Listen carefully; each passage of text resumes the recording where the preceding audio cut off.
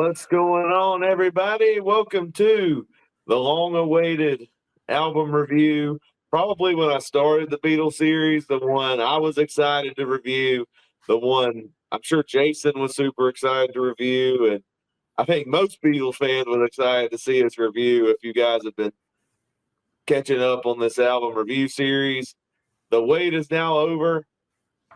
The Abbey Road album review, and I got four awesome people joining me to talk about this remarkable Beatles album. Mason, do you have any background information? Yeah, so this is an interesting one to kind of talk about because it's like you can't really talk about this album without also talking about Let It Be, the album that comes afterwards, for a good reason, because they actually recorded Let It Be before they recorded Abbey Road. So that album, they decided to do something very different, of course, as you all know. They also decided they were going to try to shoot a documentary at the same time, and they were going to do like a big concert at the end. It was this really grand kind of idea, I think. Let's just say there's some tensions. There was some infighting. Beatles were like, we don't really like this. Of course, who they give it to next? Phil Spector. As we all talked about Phil Spector quite a bit because of the Phil Spector Christmas album, and we all know the Wall of Sound. He was very famous and big at this point because of the Wall of Sound.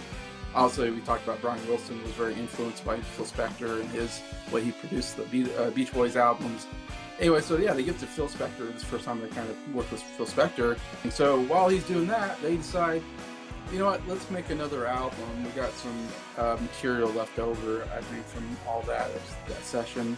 So this time they called George Martin back and they're like, hey, we want to make another album and we want you back as producing it, And George Martin was kind of hurt. When they called him, he was like, I'll do it, but we have to do it my way kind of thing. We have to do it like we used to do it. So I always feel like this was an album that they kind of wanted to get back together. They wanted to kind of, work together again like a band and not just be individual. Like we talked about the White Album.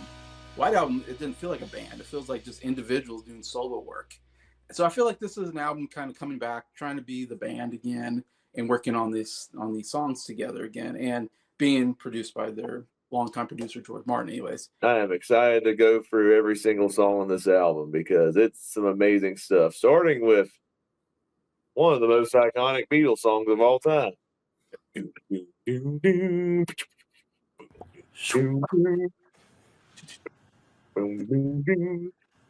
together. The lyrics of this song make absolutely no sense, and I absolutely love it for it because they're on another one with this one. They're like talking about people in armchairs feeling their disease. I'm sure there's nothing to look into with that whatsoever. Like shooting Coca-Cola. They did get 1 + 1 + 1 = 3. At least they're good at their math. But I love this song so much. It's just a groove, and I was listening to this in the car, like driving to work, and I'm just like, and I was just doing this. I'm like, I don't know what they're saying, but they're saying it in the coolest way possible. So easy top 5 for me. And it just barely made the top 5, which just shows how loaded this album is. Yeah, I mean, goes without saying, this is an incredible song. Got that really cool bass line. Boom, boom, boom, boom, boom, boom, boom, boom, boom, boom, boom. It's like you can hear shoot, shoot, shoot, boom, boom, boom, shoot me, boom, boom. You come on, flats up the gum, do slow and bum bum. It's almost like John Lennon's rapping almost. Like this is like rap before rap became a thing. Like I don't know. It's interesting because he sings in a way like bum bum home bum bum boom boom boom boom boom boom boom boom and down to your knees. I know like there's a part where it's like something about like children, you got Coca-Cola. It's like Ryan said, the lyrics are a little not nonsensical, but like the lyrics are a bit mishmashy, but it's like a groove. That's a really cool groove. And I'm like, I don't care what you sing, it's gonna be a great song no matter what. And then of course the very great chorus, come together right now. over me. I'm sure This is Scott. I'm sure Scott knows exactly why the lyrics are basically gibberish. Oh shoot, I don't know everything about the Beatles. Really? For all I know, this is just another I'm the Walrus situation. Yeah, that's what I was thinking too. well, at the end of the day, it's a really fun song. I mean, it's iconic for a good reason. I think we could all agree it's a very iconic Beatles song. In my opinion, this is the only good version of the song. There's other versions, like for example, the Aerosmith version. No one could ever replicate the magic of this song, especially Aerosmith. I think their version is terrible, but that's my opinion. Yeah, I think we'll agree. So far. I think we're agreeing, and we'll continue to agree that this is like one of the best Beatles rock songs I think of all time. It's one of my favorite. It's in my top 10 favorite Beatles songs. When I did my Beatles list, yeah, it's in my top 10. It's one of my all-time favorite Beatles songs. And for everything that Nick said, I know people think that's about Paul McCartney dying, and they're all coming together for the funeral. That was because he talked about someone having you can feel his disease, and there's some stuff you can connect the dots and be like, what's going on? Someone's dying. The fact that he goes just at the beginning, but it sounds like "shoot me." I think that has to do something with it too. Oh, well, they think Paul McCartney got assassinated? What they're thinking? Well, there is the theory that Paul McCartney secretly died and they replaced him with another person. That's what we're talking about. Yeah. Oh, well, I can't listen apparently. Speaking of which, I don't mean to interrupt, Jason, but if you look on the license plate of the buggy, it says 28 IF. Paul would have been 28 if he had lived. Yeah, he would have been 28. And also, Paul McCartney's the only Beatle on that album cover who's bare feet. So people theorize, that means he's dead. I think they were in on the joke, I think is what that was. Yeah. That's clear. Actually, no. Paul's feet, he had sandals on, and it was really hot out. Yeah. And he took the sandals off while we were doing the album cover. So it was just a weird coincidence. Smart man. But man, people are really good with the conspiracy theories on this album. And this is one of them. Yeah, come together. You're too hard to see. I don't know. It definitely is a kind of dark kind of imagery that I don't know. Yeah, I don't know what John is talking about here. Why he wrote the lyrics. I don't recall any special thing. There might be. It is an interest. I do love singing along to the song though. It is fun to sing those words because they're like, it's ridiculous, but it's really cool to sing to. But yeah, it's all about that bass line and the drums. They work so well together. The drums are like like on the cymbals, I think, or something like that. And it's just such a cool sound when he does that. And that bass line. And then there's this one part I love it so much when he's doing that bum ba bum bum bum ba da dum. I love that sound of the bass when he does that right before he goes right into the verse, and then that drum beat, like right after that bass finishes that bum bum, and then that drum comes down. It's some of the best music I ever heard, and I can't stop, banging my head to it, and kind of not hard, but just can't. I have to move my head. It's just so good. Like that beat is so good, and John's vocals, amazing. Yeah, it's one of my favorite songs, obviously. We open up with one of the most iconic bass lines of all time. And that's how the album opens up too, right with the boom, boom, boom, boom, boom, boom, boom, boom, boom. And what Ringo is doing underneath that is super cool. That little drum roll, it's like, so he's like, duh, duh, with the bass, and then he's doing a little flourish on the cymbal, and then he rolls down all the toms. It's like, how does he keep up with that? Like he does it in such perfect timing too. But like doing all those drum rolls, like that's not easy. I'm not a drummer, but I at least know like how the drums work, and that's not easy to do those rolls. you get the when the vocals come in. Yes, the lyrics to this song are absolute nonsense, but I love it for that. Um, and he even says something about a walrus gumboot, whatever that means. But I don't know. I thought another funny reference to "I'm the Walrus."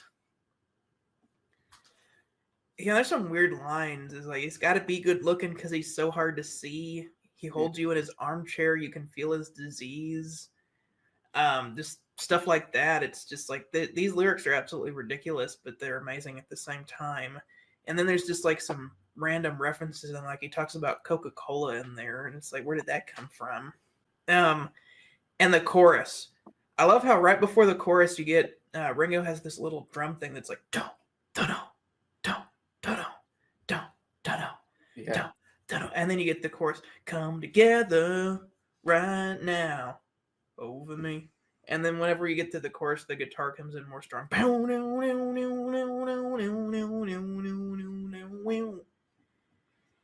And then there's this organ solo in the middle. It's super cool. That's just, he just goes, all right. And the organ's, and then George has this cool little harmonized thing where he's doing these bends. It's like, and then right when he hits the high one, boom, then the bass line comes in again, boom, boom, boom, boom, boom, boom, boom, boom, and then he does a fill. I think Jason was talking about the bass fill there. Yeah. It's like boom, boom, boom, boom, boom. It's like ooh, because the fact that he plays that way up high on the neck is like usually the bass you're playing way down here, but he's doing the main riff and that little fill are all way up high on the neck, and it's like playing the bass in a register that's a lot higher than they usually play it. It sounds really cool. John Entwistle from The Who does that a lot too, especially on like The Real Me. Yeah, this is such a cool song. I love the outro too. That the end you get Ringo is still keeping the groove with the cymbals, but he's throwing a little more cymbals in there, and then they just keep singing "Come Together," yeah. Come together, and underneath that you got those guitar bends again,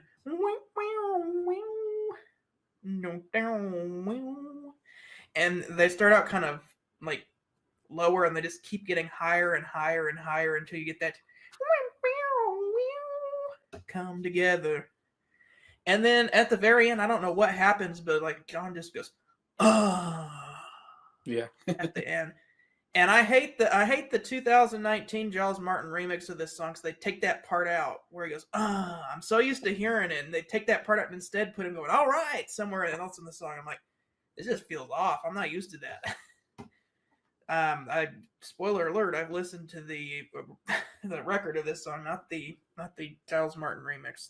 There's other Giles Martin remixes I like the Revolver one, but we're not here to talk about mixed differences. But yeah, Come Together, fantastic song. One of the best ones on the album.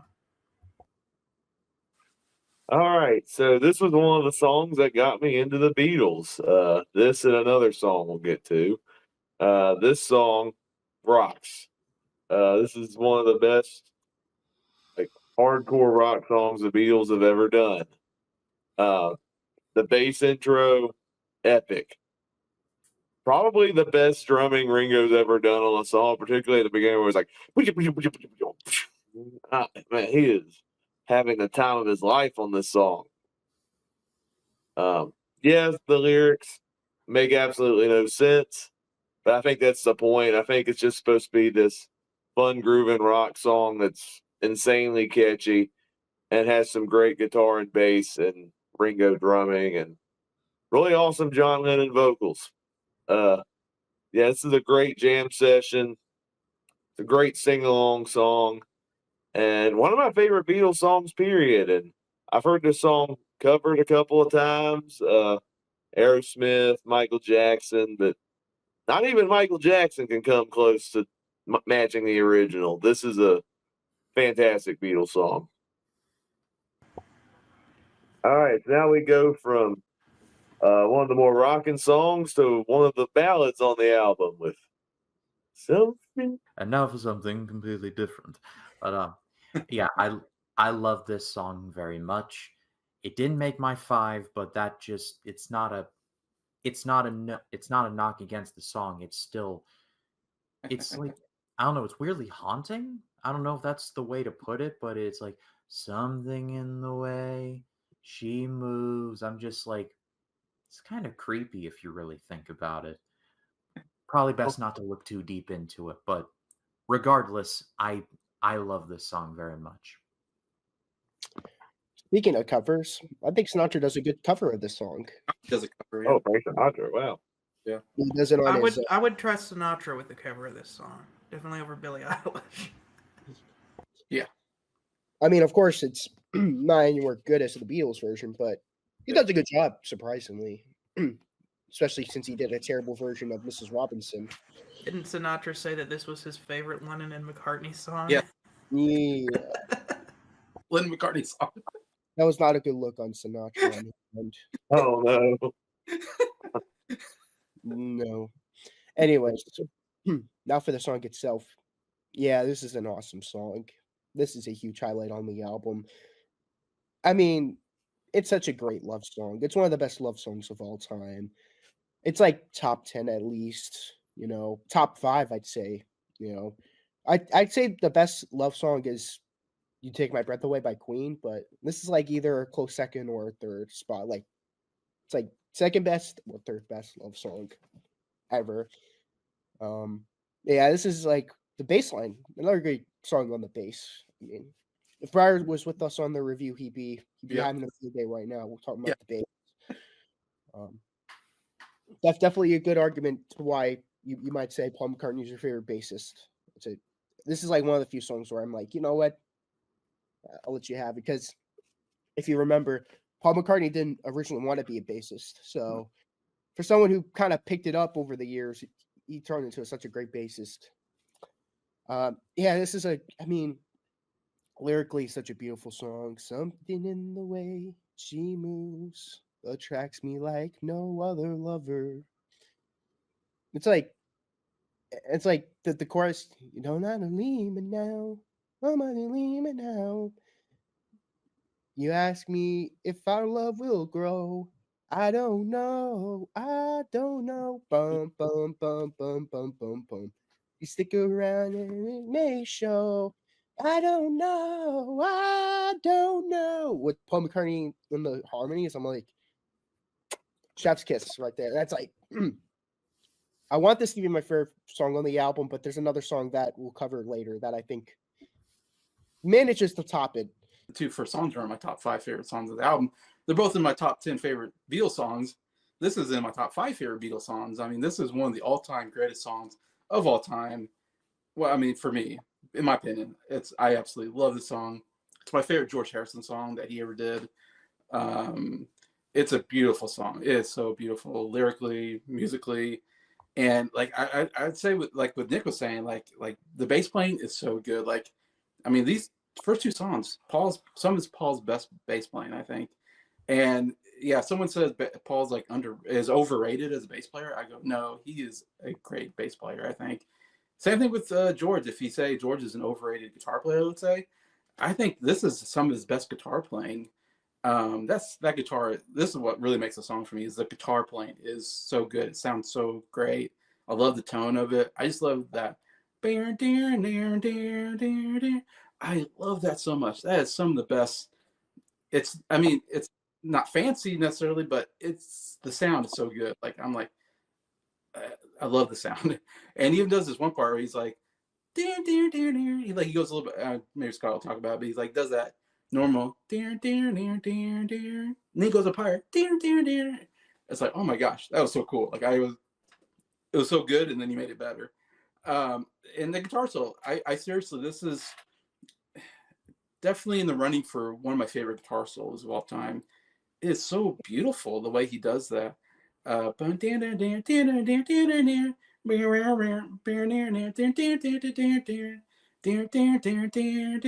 goes right back into the melody of the song. Oh, it is so good. Every time I hear the song, I just marvel at this. And I've tried playing it on my guitar. I can kind of play it, not nearly as good as George Harrison can, but it is a fun solo to, like, if you play guitar, this is definitely a solo. I'd say try it out. It's so fun to play. In my opinion, yeah.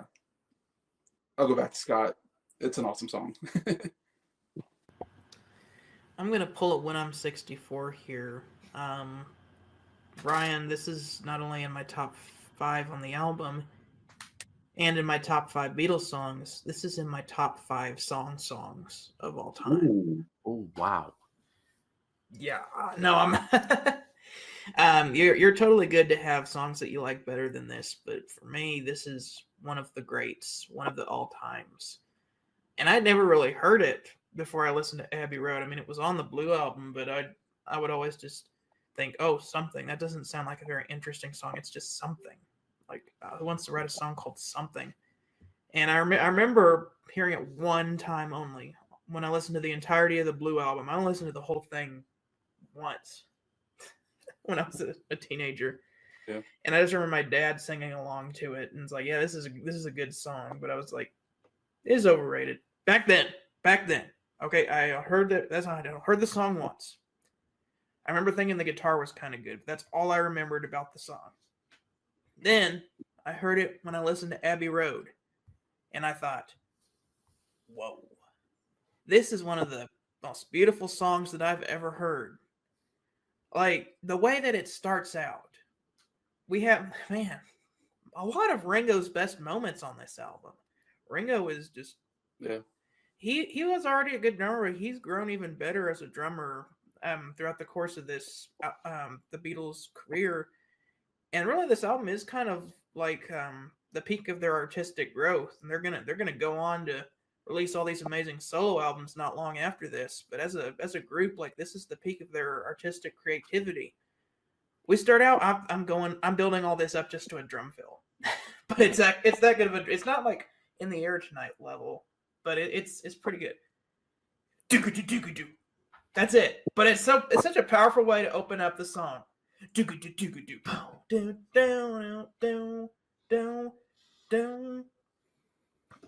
And it's kind of interesting chord choices because the chords there make you think it's in a different key, but then it switches up at the end and it goes to A. And he starts out, something in the way she moves attracts me like no other lover. I apologize for what I'm about to say. I am going to go all music theory nerd on this song. You guys probably aren't going to understand anything I'm saying about this, but that's why I love this song. Is that the song starts on the tonic chord, which is the main chord of a key, if you don't know what that means. And then it goes into a major 7 version of that chord, which means that they're adding the 7th scale degree, which makes it sound all jazzy, if you don't know what that means. And then it goes to the dominant 7 of the same chord, which means that they're essentially just walking down from the first note, down a half step, down another half step with the root note. I don't know if you can understand what I'm saying here, but the way that they do that makes it sound super interesting. I'm going to try to play something on the... Something in the way she moves attracts me like no other lover. So, yeah, and then they go to a D chord. That's a secondary dominant chord. Ah, crap, I've turned into Rick Beato. I don't know. I wasn't expecting to get a music tutorial on my own live stream, but thank you for that. I wasn't expecting to, but I love the music theory behind this song. Yeah. I turned into Rick Beato there for a moment, like that. Yeah. Anyway, he's using all of these interesting chords that aren't really part of the key, and he's kind of switching the key center around, and I love that about this song. You get that walk down. I don't want to leave her now. It's doing kind of a similar chromatic thing. Down. You know I believe in how. Boom, boom, boom, boom, boom. And then right back to that guitar, like boom, boom, boom, boom, boom. Something in the smile, or whatever it is. I love this song, but I forgot the lyrics there for a second. Beautiful lyrics too. Like, this is just such a great love song. Like, starting out, even as the line, something in the way she moves. Now, granted, that was kind of stolen from a James Taylor song. Yeah. So George pulled a Led Zeppelin there. Yeah. But it's a good opening line. It catches you in, and just some of the lines in this song are just amazing. Like something in her style that shows me, I don't want to leave her now. You know I believe in how. And then that guitar lyric, and then the next time they do it, he goes to a different note, and switches the key. That's when they go to A. I was mixed up. It starts in C and they go to A, which is a really weird key change, but I love how they do it. And you get that bridge section. You're asking me, will my love grow? I don't know. Boom, boom, boom, boom, boom, boom. That walking bass line that goes down. Man. And I love the lyrics there because the first time you hear it, you think, oh, will my love grow? I don't know. You're saying you're going to leave her. But no, you look closer at it. It means, I don't know if I can love you any more than I can right now. Like, I love you, like, basically at the maximum level. Yeah. Like, there's no way I can love you any more than I do. Beautiful, George. That's fantastic. Sad you had to leave her and have Eric Clapton steal her, but well, I digress. And that's when the strings come in. That's when the strings come in, is on this bridge section. The strings come in and start. And again, on the bridge section, there's more chromatic descending stuff. Like, apparently George really liked that. Boom, boom, boom, boom, boom, boom, boom, boom. And I love the, I don't know. And then it does a different boom, boom, boom, boom, boom, boom, boom. And that goes right back.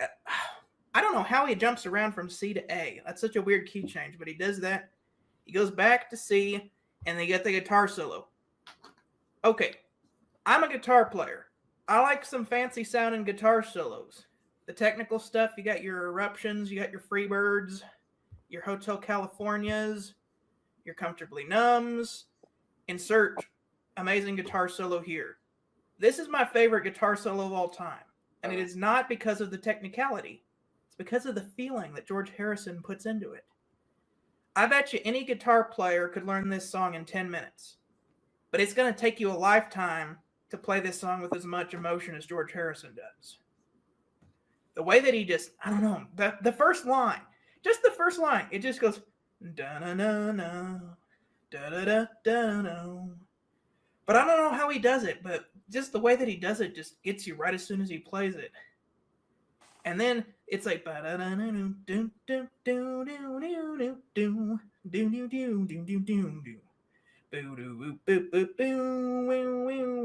I love the part he does next.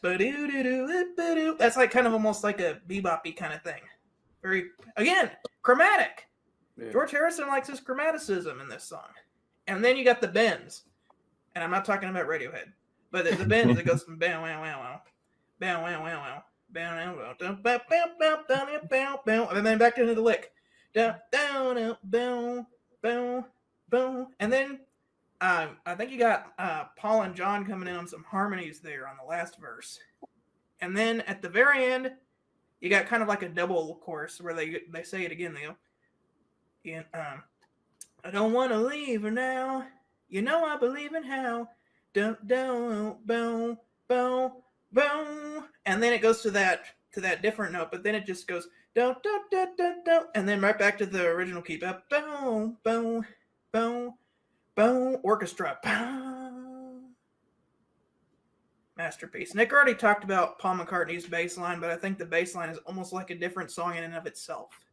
If you've not heard Paul's isolated bass line, go listen to it. It could very well be the melody of a completely different song. Complements it perfectly, and apparently McCartney was asked to tone it down, and this is the toned down version. I have no idea what the fancy sounding version would have sounded like, but props to McCartney for making an incredible bass line when they asked him to tone it down. So I think you can tell that I like this song. I'm gonna pass it over to Mr. Jacob now, but I like this song. Long story short. Well, it's hard to tell, but the signs are there. It's hard to tell. I don't think I'm going to be able to give an in-depth music lesson on it like you did, but I will say that I really love this song. This is in my top 3 on this album. I don't know what Ryan. I don't get where Ryan's coming from. That he said this was a creepy sounding song. That's the first time I've ever heard that. Every Breath You Take by the Police. Yes, I can see why that's creepy. But something. No, this is a beautifully written song. George Harrison. You could just tell he was feeling something when he wrote this song. I think a really good place of uh, belonging when writing this, and you can just feel that from the way the song is played, from the production stuff, the production choices, as Scott so eloquently discussed the past few minutes. The vocals from George Harrison, the songwriting. Yeah, this is just a very well crafted song all around. Enough of something. Let's move on to what might be the most divisive song on the album, because I know some Beatles even hated this song, but I'm looking at John especially. Maxwell's Silver Hammer. So it's not in my 5, but I still loved this song. This was fun, like just the synthesizers, the hammering in the background. This is just it tells you how stacked this album is, because I went back and I listened to it again and I still loved it even then. Like I said, it's not in my 5, but if I expanded it to a 10, it would be in there. This is like, I guess outside of one other song, there's like, this is the most fun, like with one exception, but we'll get to that. Yeah, honestly, I'm not a big fan of this song personally. I don't know why, just never a song that I been that invested in. It's another one of Paul's weaker songs, in my opinion. It's funny because, we have John's first song being Come Together and George's first song being something, and it's like you get Paul's first song and it's this, and it's like not a really good first song on the album, in my opinion. Wait till we get to the next one. You'll hear me praise Paul a lot. But yeah, this has never been one of my favorites on the album. Yeah, Paul was really fighting for this song to be the big single coming off this album. He really wanted he thought Maxwell's Silver Hammer was like the next big song. And boy, was he wrong. I'm glad they didn't put it out as a single or whatever. And I'm trying to think, was that the A-side of one single? It's the only time Come Together was the A-side, and something was released with that. I think it was a double A-side. Yes, because I think it's the only time George Harrison had like an A-side song. I think the best that's the best single of all time. Come Together and Something on the same. Oh my gosh, it's hard to beat that one. But anyways, maybe like Wouldn't It Be Nice and God Only Knows is the only other one I can think of that's like close to that. Yeah, that's incredible. But anyways, so yeah, in other words, yeah, I find it funny that Paul was really fighting for this song. It's like no, Paul, this is not the big single coming off this album. And I don't hate it as much as other Beatles fans. I think most Beatles fans, I feel like, even would say like this is maybe the worst song on the album. I don't even think that. I don't think it's a great song. It's a weird song. It's a very kind of jolly song about killing people with a silver hammer. It's a very weird tonally. I think it's kind of catchy though. The Maxwell Silver Hammer came down upon his head. Do do do do. Like it's kind of catchy. I'm like, it's like, of course, it's kind of cool. But yeah, it's definitely not a song that I have high up on this album. I have to admit, it's not great, but it's not terrible. Am I the only one that absolutely loves this song? You do? I mean, it's still near the bottom if I was to rank all the songs, but still, like, there's not really any misses for me on this album. I don't know why, but I get just so much joy hearing Paul McCartney sing this jaunty little tune about a serial killer. I don't know why. It shouldn't work as well as it does. I will say the one gripe I have about this song is that it's a complete 180 from something. Right as soon as you get that amazing orchestra hole at the end, you get Joan was quizzical, studied pataphysical science in her home. It's just like, what? And underneath that, you got like this weird bass line. It's like boom, boom, boom, boom, boom, boom, boom, boom. It's just like, what? It's almost like a kid's song, like a dumpty dumpty dum. Like you would think it would, like, if this had different lyrics, I could see Barney singing this. Oh no. Like musically. And then you get to the chorus, it's like, but something creeps up from behind. But dum. Yeah, with the bass. Bang bang, Maxwell's silver hammer came down upon her head. And then there's an actual hammer hitting an anvil in here. Yep. You can famously see Mel Evans doing the anvil in the Let It Be movie. I don't know who played the anvil on the album here, but like someone's actually hitting an anvil with a hammer. I read Ringo did that on the album. Okay. Yeah, Ringo is the percussionist, so that would make sense. That makes sense. You got to hit it right on rhythm. But the fact that you hear the hammer, and it's like ting ting really loud, and that comes right after dum dum dum, bang bang bang bang. Maxwell's silver hammer came down upon her head, and then you got these stupid background vocals that go biddy biddy doo. I can't take this song seriously. I think that's why I like it, is I can't take it seriously. You know who else couldn't take this song seriously? John Lennon. John Lennon. Here's the funniest part about this song, is that John Lennon was in a car crash and had to go to the hospital for a few days. So while he was there, the other three were working on the recording the tracks, the backing tracks, the instrumentals of this song. And Paul apparently made them do hundreds of takes of this song. And John gets there, and the other two, Ringo and George, tell him there's this song that Paul's been working on, and he's been making us do takes of it day in and day out.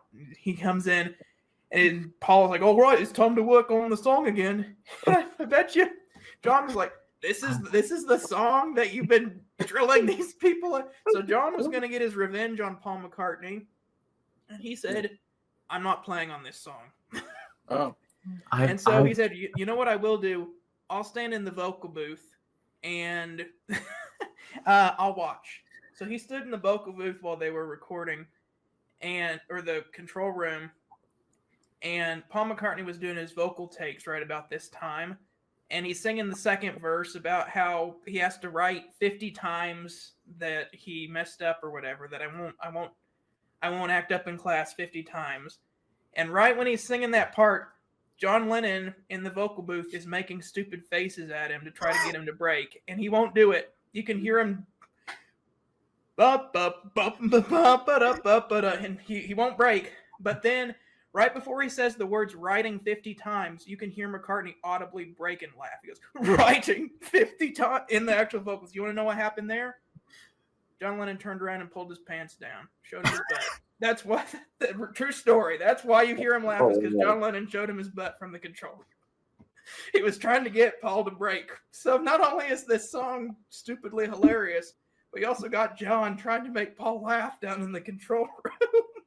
I would love to be a fly on the wall in Apple Studios. Not only for that whole thing, but just to be like, Paul be like, "Okay, fellas. I have our next single. It's going to be genius. It's called Maxwell's Silver Hammer." "Oh, really? What's it about?" "It's about a serial killer." Right. The other thing I will say before we move on, because I don't want to talk as long as I did about something about every song on this album, but I love how this song uses a new device, this huge computer console with a keyboard attached to it known as the Moog modular synthesizer that took up half a room. This would evolve into synthesizers that were huge in the 70s and the 80s, but here in the 60s, this thing was massive and took a tech to set up to make the sounds. Like, this was cutting-edge technology at the time, and the Beatles didn't really know how to use it, so they just had somebody set it up and they would just play stuff on it. But I like how they use the synthesizer in this song. It really adds to it, especially whenever they say, "A noise creeps up from behind," and you get the synthesizer sound there. Mm-hmm. Oh, I'm sure this is the Genius's favorite song. It's a ridiculous song, and I love how it ends with "dang, dang, but I still love it, even though it's kind of stupid. All right. Yeah, I've always been a fan of this song. Believe it or not, the first time I heard this song was on a radio station. Really? It was on Sirius XM. I think they played on 60s on 6. Okay. So I thought this was a hit song, and then I found out it wasn't, which is crazy. But yeah, ever since I first heard the song, I'm like, yeah, I actually strangely really dig this song, even though story wise it's about a serial killer. But man, it's like it's done in such a goofy way, and I kind of dig the song for that because I think deep down I cannot take this song seriously, especially with that bang bang sound effect, which is so over the top, but I love it. I have another story about this song, John Lennon's hatred for it. I saw the Get Back documentary, the one Peter Jackson directed, and it actually has all like every footage of the Get Back, Let It Be recording sessions. And they actually had some songs prepared that would later be used on Abbey Road. And Maxwell Silverhammer was on there. And John Lennon, even then, before they actually recorded the song, did not care for this one. And there's actually a part in the docu-series where John Lennon is actually singing this song, and all he's doing is trolling Paul. Like he's like, bang, bang, bang, bang, bang,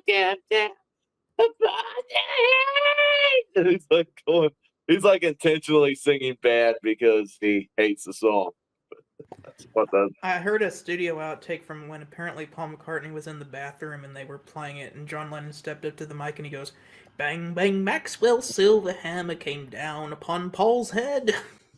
oh. But yeah, he really does not like this song, and considering that's the stuff that ticks John's buttons, I wonder what he's gonna do in his solo career. Especially with his wife's music. Oh, I wonder. but yeah, this is I think it's a good song. It's not in my top 5, but I still think it's a fun song. Oh, now we go from one Paul McCartney song to another.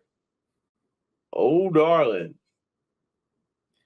Yeah, I love this song so much, and I just is it crazy or does like the main beat kind of sound, and it could just be me, and if it's just me then fine, whatever.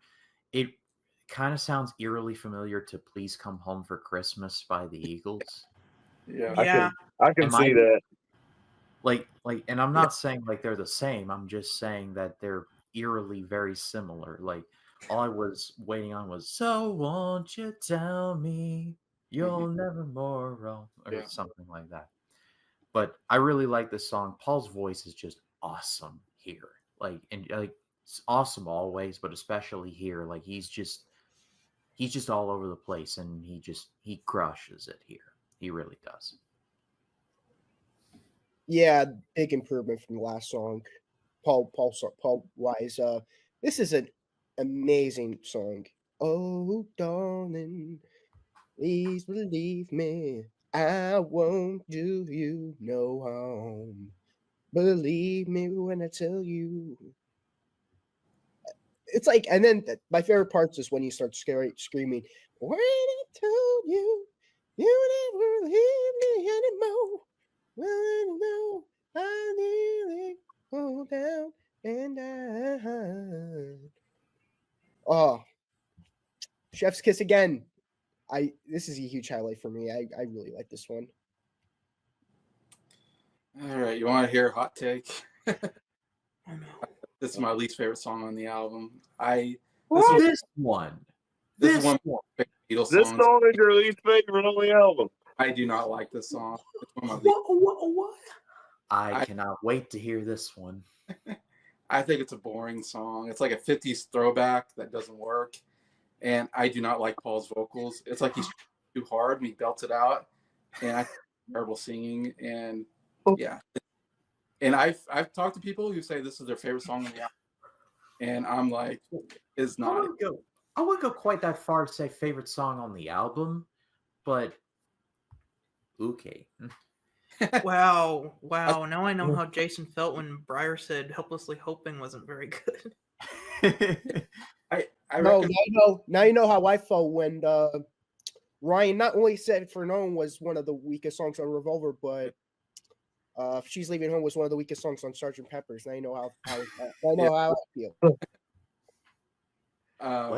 Let's not dig up those skeletons from the closet.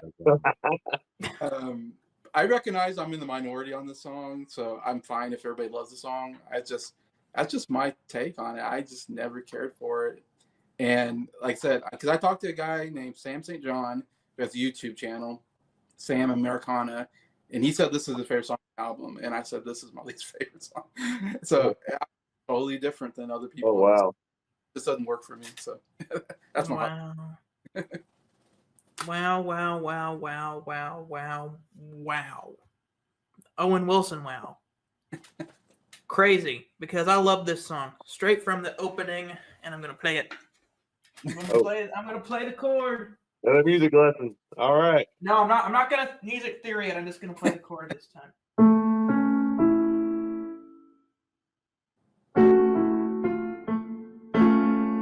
What is it? Oh, wait, 1 second. Yeah, that's it. Gotta find my key there. Yeah, That's an okay. Yeah, I said no music theory, but I'm glad. That's an augmented chord. You take the fifth of the chord and you take it up a half step so that it sounds all creepy and cool. Yeah. Doesn't that sound a lot cooler than move that to a, and now you got an augmented chord. And that takes you right back to.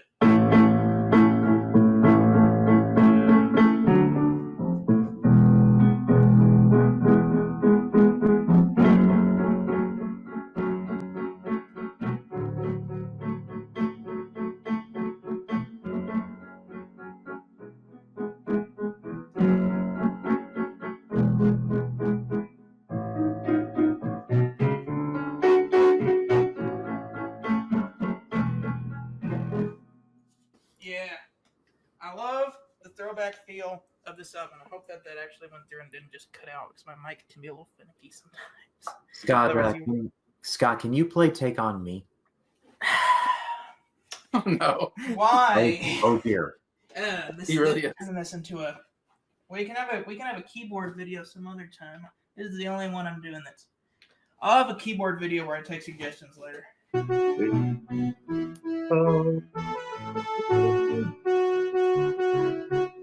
Talking away. I don't know. I'm just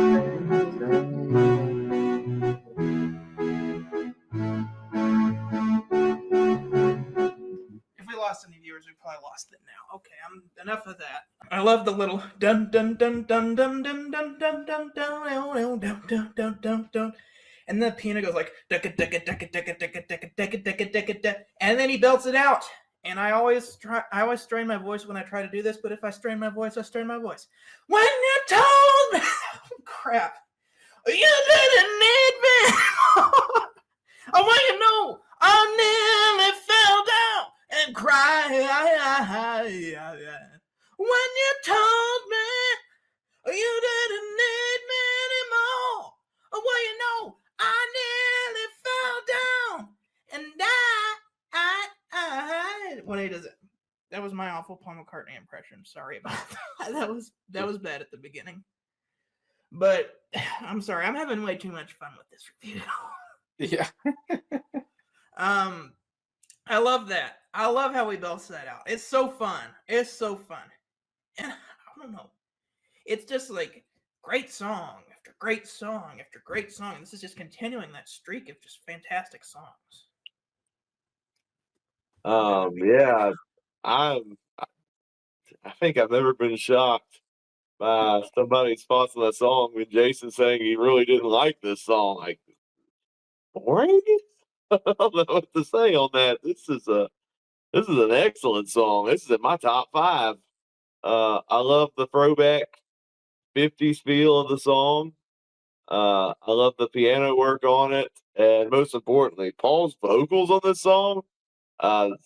this is some of his best vocals. I think the way he belts the chorus of this song, it's like, oh, I guess this is the precursor to that amazing chorus on Maybe I'm Amazed. So, It kind of does. yeah.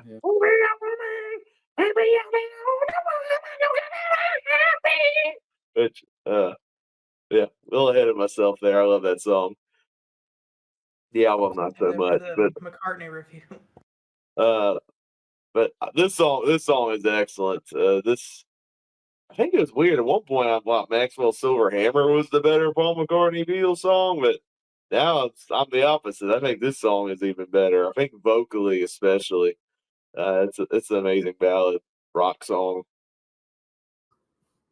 All right, Ringo is on the album, and his song is next with Octopus's Garden. So this was easy top 5 for me. This is the one that I listen to like an unhealthy amount of times. That I like to be under the sea in an octopus's garden in the shade. It's just, I can't accurately describe how good this song makes me feel. But I shared this comment with the group I found on the YouTube video of this, and I'll just read it off really quick. John writes about war. Paul writes about love. George writes about religion. Ringo writes about octopuses. But yeah, this song, easy top 5 for me. I love this song with all of my heart. Remember I said there was a song I thought was better than Something by Hair?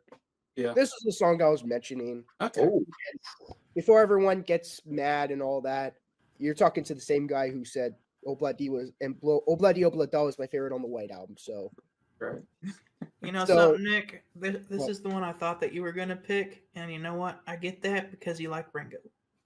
it's such a fun song, and yeah, this is by far the best Ringo song he's ever done. I get everyone's argument with the love for my friends and Don't Pass Me By, but to me this is cream of the crop. And yeah, it's such a I like to bum bum bum bum bum bum bum bum bum bum bum bum bum bum bum dun dun dun. I like to be under the sea in an octopus's garden in the shade. And then the guitar solo. I can't replicate it right now, but you know what I'm talking about. You know what I'm talking about. But such a classic Ringo song, and yeah, this is a gigantic highlight for me personally. Cool. This is my favorite Ringo song. It's so cool that he wrote it. It's one of only 2 songs that he wrote with the Beatles, kind of, that he got to sing.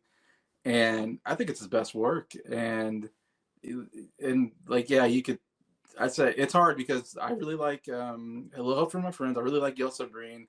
I don't know, I like this just a little bit more than those songs even. And so I agree with Nick. This is his best song, I think. And this is actually one of my favorite songs on the album. I think this was a really good song. I don't know if Scott will get into the backing. There's not much backing, why he wrote the song. It's pretty simple, but like you said, that's how Ringo thinks. He's like, I talking to some guy and he told me that octopuses make a garden, and then he's like, I'm gonna write a song, and it works. And yeah, it's like, how does that song work? And it does. It's a fun song. I love you have the verse, the main verse part. I don't know what to call it, which is pretty good. And then my favorite part is like right before the chorus and Nick was doing that. And they and dance around, bah, bah, bah, something, but they can't be found. Like, that's my favorite part of the song. That's such a cool, like, middle part between the verse and into the chorus. It kind of transitions from verse to chorus. Love it. It's so cool sounding. And Ringo sounds actually really good. Like, I bagged Ringo because he sounded terrible when he sang like Boys and Honey Don't. But he sings good on the song. It's like, I like his voice. And the guitar playing is kind of almost like a country western sound or something. It's not a usual I don't feel like it's a usual guitar solo that you hear from the Beatles. And it's different, but cool. Like it works for the song and adds to the song. How I think a good song. Yeah, I'm with Nick. It's one of the best songs on the album for me as well. I love this song. I do think that A Little Help from My Friends is probably my favorite Ringo vocally led song, but this is an extremely close second, especially knowing that he wrote this. I know this isn't true, but I like to think that, and it's a joke that I made up, that Ringo has written this song since the very beginning and they just won't let him record it. And it's like, hey guys, I wrote a song about an octopus. Shut up, Ringo. On the Please Please Me sessions you get with the Beatles. Hey guys, can we do my song about the octopus? No, shut up and sing I Want to Be Your Man. And we get to Hard Day's Night. Hey guys, I wrote a song about an octopus. Can we put it on this one? No, this album is all Lennon and McCartney songs. George doesn't even get a song on this one. Oh, and then, like, you just go through all of them, and it's just like, hey guys, the Beatles are about to break up. Can we finally record me a song about the octopus? Okay, I guess we can do that. And they finally let him record. I don't know. That's not true, but I like to think that it's a joke that they just won't let him record his octopus song because they think it's dumb. But it's not dumb. It's a good song. I love the guitar lick at the beginning.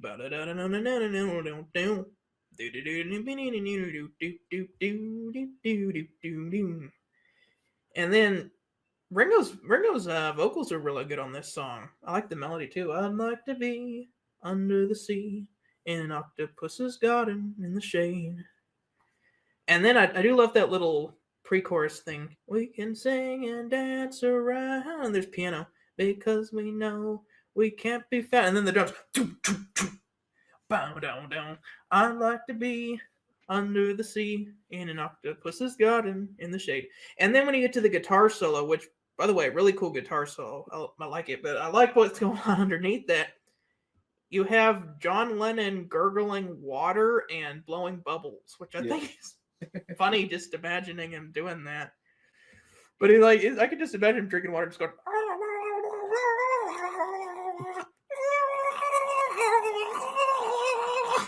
Sounded like this seagull from Little Mermaid there for a second. Oh. But then they have like bubble blowing sound like underneath that as well, and it's just like that adds to the underwater atmosphere of the song really well. But at the same time, I can just imagine them doing that stuff in the studio and being like, "This is stupid." But yeah, this is a really great song. It's one of my favorite Ringo songs. It's so good. Yeah, I'll never forget the first time I heard this song. I was like, "Octopus's Garden? This sounds like the dumbest Beatles song." And then when I first heard it, I'm like, "This song rocks! This is a great Beatles song."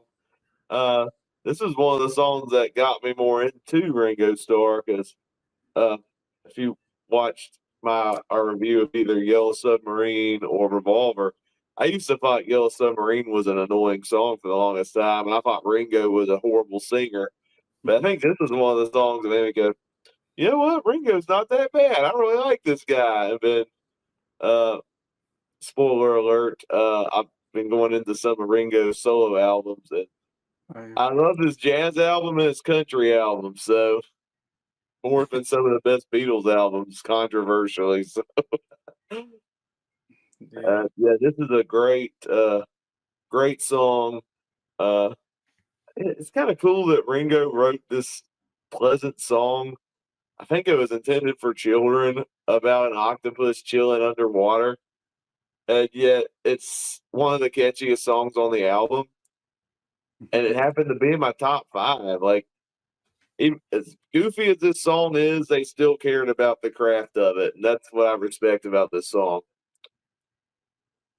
All right, now we get to the last song on side 1. Probably one of the strangest titles on the album. I Want You. She's so heavy. So this is in my top 5. I loved this song. It feels like 2 songs kind of crashed into one, but they both strangely somehow work. Like I want you, and I did that terribly, but it's late, so I'm sorry. But that part is great, and then the when it slows down, like when it speeds up and it slows down, that's why I love this song so much. Sorry about that. Yeah, I thought I have a very complicated relationship with the song because there's a lot of parts I like about the song. Um, I like the simplistic nature of it with the I want you so bad. You know, I like the simplicity. That's just my opinion. I like the part where you got the organ from Blake Preston. I love that so much. With the heavy, she's so heavy, heavy, heavy. Doo-doo-doo, doo-doo-doo. My only complaint about this track, it's too long. It's way too long. It's 7 minutes. It didn't have to be 7 minutes long. There gets to a certain part of it where I'm just like, can this end already, please? Like, I want to get to the next song, where I want to get to side 2 already. I do like how it abruptly ends, because technically this was the last Beatle recording, so kind of ominous that it just kind of abruptly ends.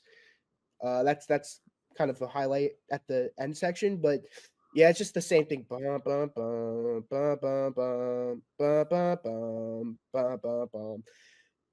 Like, I like how there's like the synthesizer that kind of creeps in more and more, but I do feel like they kind of draw it out for a little too long, in my opinion. I'm sure Scott will be like, "That's blasphemous." I love this song regardless, but it's not one of my favorites because of how long it is. I agree 100% with Nick on this. There's like hardly any lyrics on this song. Like there's hardly any singing. It feels like it's really all about the guitar playing and the vibe of the song. And I think if you like that, you're gonna love the song. And I think musically, it's one of their best songs musically. I think, and some of the best guitar playing is just really cool. It's very different from anything you hear from the Beatles, to be honest. The style of the song.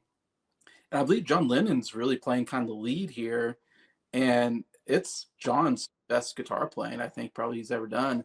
And because you don't think of John Lennon as being like the lead guitar player, of course, because George does the lead and John's the rhythm guitar player. But this really proves John Lennon is a great guitar player, I think. And if you look on like guitar's greatest players, he's on that list for a good reason, I guess. He is considered a great guitar player. And yeah, like you said, Ryan, it's like 2 songs. It's like the main part is the I want you so. That's like the main part, and that's like the only lyrics of the song is that. And boom, boom, boom, boom, it's like, yeah, musically it's awesome, like all around. Like I mean, the bass, the drumming, everything is really cool. And then I do love the yeah, she's so heavy. Like that part is really cool, and the guitar playing. And then there's this whole middle part, or towards the end maybe.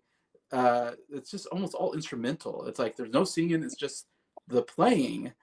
It's well done, but it is way too long. Way too long. It drags so much. This song should be cut down like 3 minutes out of it. Like if it was me, I'd cut like 3 minutes out of the song. It'd be a great song. But because it goes on way too long, I'm not a big fan of the song as far as like, because it's just so long. I just can't go back to the song. Only if I hear this album will I hear the song, but I would never put it on the playlist or really go back to the song, unfortunately. And I want to like the song because there's so much good stuff on the song. It's like I want to like it, but I can't because they dragged it out too long, unfortunately. So it's an unfortunate part. But yeah, I'll leave it at that. This is one of the heaviest songs that the Beatles did. I mean, we've already had heavy stuff like Revolution and Helter Skelter, but this is like borderline metal sounding. I love that guitar riff at the beginning.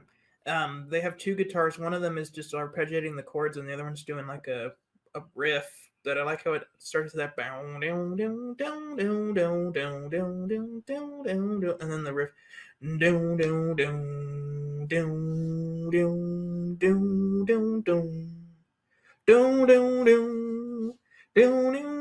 It's a cool riff, but be prepared to hear that a lot in this song. I'm kind of with you guys. It goes on a little too long.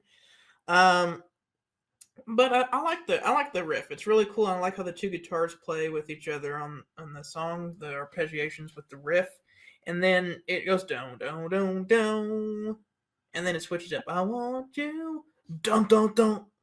I want you so bad, dun dun dun dun. Not bad for a song where the only lyrics are "I want you so bad, it's driving me mad. She's so heavy." Yeah. Those are the only lyrics on the whole song. Oh wait, and yeah. Those are the what is it? I want you so bad, it's driving me mad. She's so heavy. Yeah, there are 13 words in this song. Wow. There is a grand total of 13 words in this song, which is shorter than some song titles, actually. Yeah. But it's interesting what they do with it. I like the part where John Lennon gets a guitar solo. Usually, like he's doing the rhythm and George gets the solo, but this one and Get Back are the two I can think of where John gets to play the guitar solo. I feel like Paul even gets to play more guitar solos than John does. So he gets to play on this one, and it's pretty cool. I mean, it's pretty much just following the melody of the song, but it works so well. And I like how right before he does his solo, you can hear that he's switching his guitar to a different pickup to get a different sound. Like you can hear the sound like change right before because he's switching his guitar pickups. I think from the bridge one to the middle position is where I think it's going to, based on my experiences playing guitar. But there are probably Beatles historians who could tell you, no, they were switching to this pickup. I'm getting a little too in depth there. Moving on. I like the outro with the synthesizer. I think it's cool because when you turn a synthesizer on back in the day and you didn't program it and you just hit a key, it would just make this white noise that sounds like you have to like program it to get the wave to the right wavelength to make notes and like get the sounds. So they thought, oh, like we don't know what we're doing. We're making a noisy song. Let's just play that noise in the background and we'll add more and more of it as the song progresses and it'll get more and more chaotic. And what's interesting is at the end of this song, after hearing that down, down, down, down, down, down, down, down, down, over and over and over and over again, so that it just cuts out with no warning. You want to know why? It's because they ran out of tape. Yeah. They didn't know how to end the song, so they're like, we'll just keep going. That's why the song's so long. They decided they were just going to keep going, and they kept playing until they ran out of tape. And that's why it just abruptly ends. The first time I ever heard this song, I told you I listened on a friend's record player. Because it's the last song on the first side, I thought that the song had skipped, that the record had skipped the end of the song. The needle had jumped and skipped the end of the song. So I went and I put the needle back a few seconds. Like, oh, I missed the end of the song. The record skipped. I played it again, and I'm like, wait, is that how the song ends? And that's the end of the first side. So like that's how the first side ends. You have to flip the record over and just sit in silence for a few minutes. Like, what have I just listened to? What's really funny is that a rough running order of this album, when they were first deciding how to sequence the album, is they were going to have side B be side A and side A be side B. So this was almost how the Beatles' final album ended. Oh, wow. Which That would have been interesting. a choice, but leave it to John Lennon to make an album where the end is not the last song. Thankfully, they went the other way around, but that would have been interesting to say the least. I mean, why would you not end your Beatles album with the end? That would be weird. Yeah. Ending. But yeah, I've always loved this song. This is a great rocking song.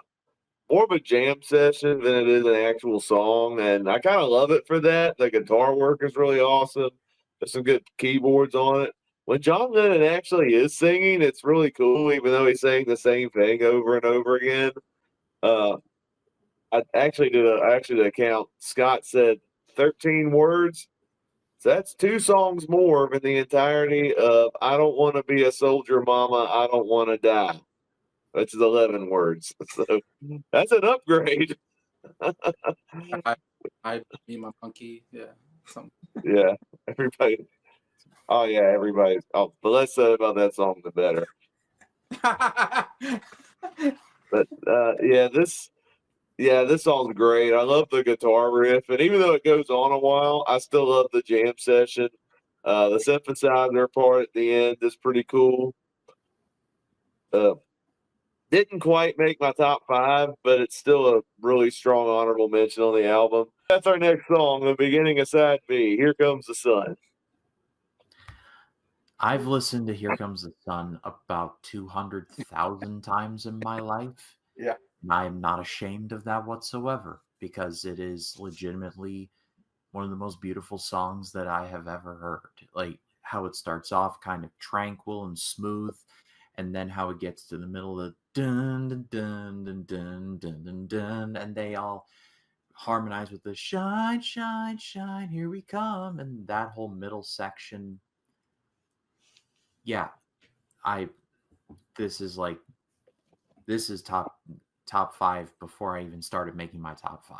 I love this song with my whole heart. Yeah, this is a huge highlight, of course. Yeah, so both I gotta say both George Harrison contributions are in my top 5 for sure. I mean, it's like such an awesome song. At first I hated this song, not the Beatles version though, because when I watched the B movie, there was a version of Here Comes the Sun, and I'm like, this song is so annoying. Then Yeah, I heard but- the Beatles version, and my mind was immediately changed. I'm like, how can I hate this song? This song is awesome. And I'm like, oh yeah, the B movie. But anyways, this is a huge highlight, of course. Both George, like I said, both George Harrison songs are in my top 5. Yeah, this is my second favorite George Harrison song, and it's crazy. His 2 best songs are on the same album for me, which is insane how good George Harrison is here on the album, just with those 2 songs. And I was just thinking, like, he was so good when he was doing like Help and Revolver. He had 3 great songs on that album. Rubber Soul, he had a couple really good songs on that album. And then I feel like he didn't have a good song on Sgt. Pepper's. He kind of fell off a little bit. Not great on Magical Mystery Tour either. White Album, he has a couple of really good songs, I think, on that album. I don't know. He had kind of this period where he wasn't putting out good music, I felt like. And then this song, or this album, you had to hear this album, and it's like, holy cow. Where were these, George? Like, where are you hiding these songs? Like, I know this is, I don't know if Scott will get into this, but I know this was written when he was at Eric Clapton's house, because I think he skipped a meeting because he was tired of going to all these meetings they had to go to. And I think he skipped the meeting, and he was at Eric Clapton's house, and it was a sunny day. And he was like, man, this is great. Just sitting out here in the sun with my best friend, or one of my best friends. And, yeah, and that's where he just kind of was like, he was in a good mood, I think, and he wrote the song. And Oh, that's great, George. Tell me more about your wife. about your wife, yeah.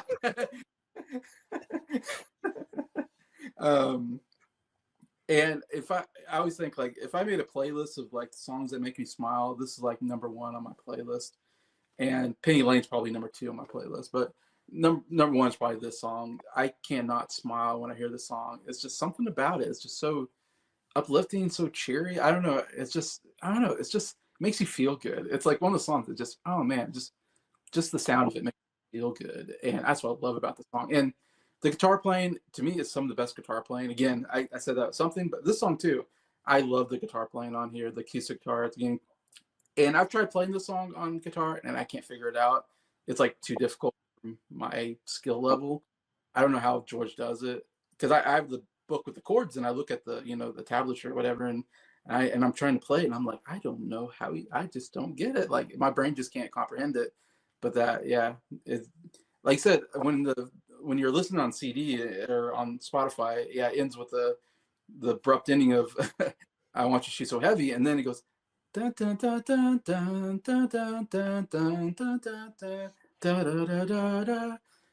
Oh my gosh, that is so cool. That is such a cool transition from such a song that is heavy to such a I just love it. Like I love that transition when you end that song and you get the next song, you're like, holy cow, that's such an awesome beginning to Here Comes the Sun. Yeah, and then he goes, yeah, and da da da da da da. That part is so hard, at least for me, trying to play that on guitar. So much kudos to George that da da da da da da da da da da da da. That whole part of the song. Oh my gosh, love it. And again, lyrically, it's just very uplifting. Like the sun is coming up, things will get better. I guess that's my feeling when I hear the song. It's like I'm like encouraged. I'm like, yeah, the sun is up. And I said this before. Songs about sun are so good. I love songs about sun. You know, I forget what I was talking about. Another song somewhere. Good Day Sunshine. Yeah, Good Day Sunshine. I was just, Sunshine on My Shoulders. I love that song. My favorite John Denver song. It's something about sun. So I don't know. Sun is awesome. When you're out in the sun and it's warm and it warms your body. I don't know. It's just something really, like, it's winter right now and I hate going outside and feeling cold and you just feel depressed. And then when spring comes and the sun comes out, it's like you get out of that depression of the winter. You're like, this is nice. I don't know. I know this is, I'm ranting about sun, but that goes into, I love this song. It's in my top 10 favorite Beatles songs of all time. It's so good. Can we all just agree that George Harrison has gone through a journey as a songwriter? Mhm. Because I remember when we were talking about with the Beatles or whichever one that is, and we all hated "Don't Bother Me." Yeah, we all thought that song was terrible. Oh wait, I like "Don't Bother Me." Most of us hated "Don't Bother Me." It's very difficult to all I agree. just thought it was okay. So, but you compare "Don't Bother Me" with this song. How many years? That was 1964. This is 1969. 5 years. So guess what? That's the same amount of time it is from the current moment to when COVID started. Yeah. Same amount of time. wow. Yeah, George Harrison became a great songwriter in that amount of time. Yep. And the Beatles, that's it. That's how long the Beatles were around for. Because they were gone after this. Like they had let it be, but they'd already broken up at that point. So like that's literally how long the Beatles were a thing for. Those of you who got to see them live, they were only performing live for like 2, maybe 3 years. So you're even luckier if you got to see them live. But if you were around to witness the release of a new Beatles album, they really weren't around for that long. Maybe about from 63 to 70 is like 7 years. That's really not that long. But Here Comes the Sun. Starting out with that amazing guitar intro that George Harrison wrote when he was at Eric Clapton's garden. I love it. Every time I hear that, it just puts me in a good mood. I used to have this as my alarm to wake up every day. I don't know why I switched it. Maybe I should switch it back. But I love that. And then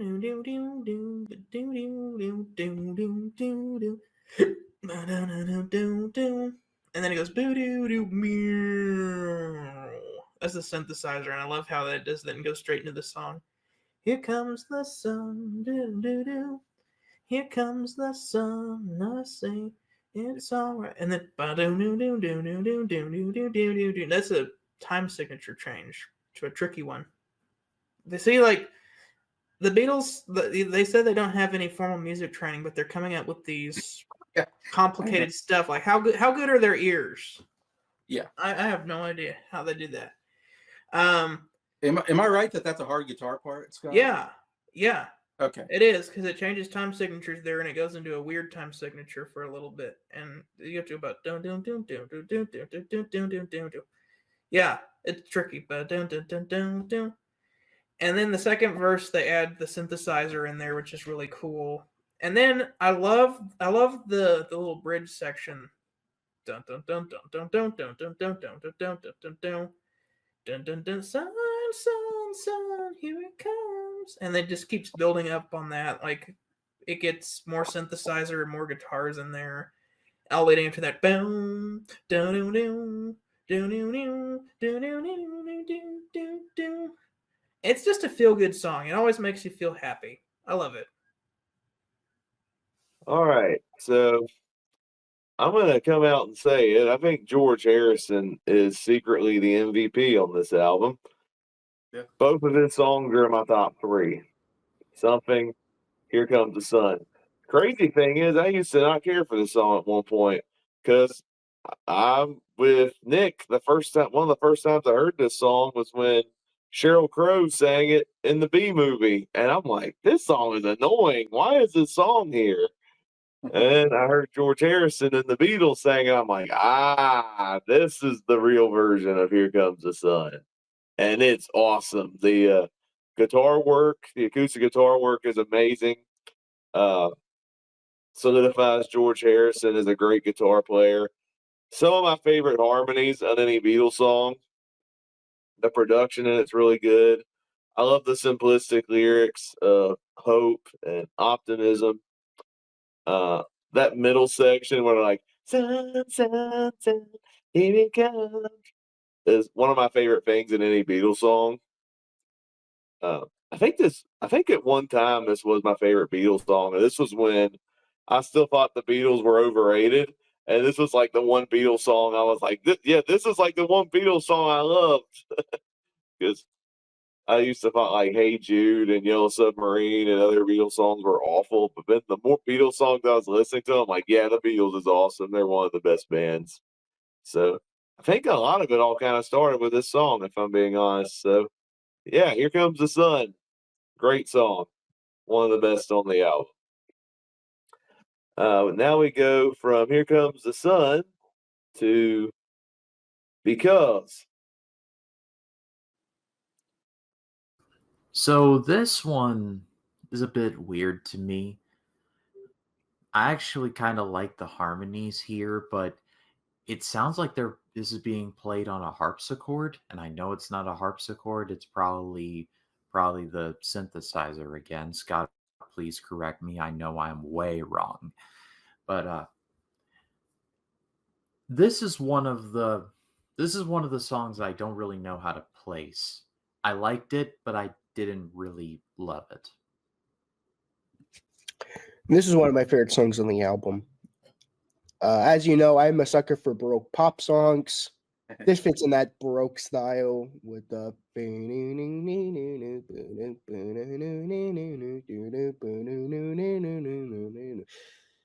then the harmonies come in. Because the world is round. I'm forgetting the lyrics right now, but you get the idea. And I know John Lennon is doing the main melody, vocals. Paul McCartney's doing the high end of the harmonies, and George Harrison's doing the lower end of the harmonies. And all three of them form into this perfect blend of harmonies. I mean, I've said this before, and I say this again. Beatles are one of the best harmony bands of the 60s.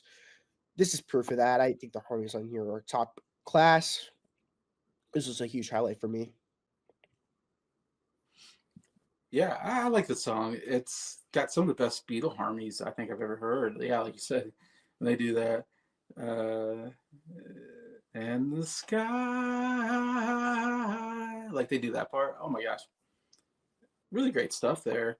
I feel like the songs may be too short. Like I feel like I think a lot about a lot of these songs on this side of the album.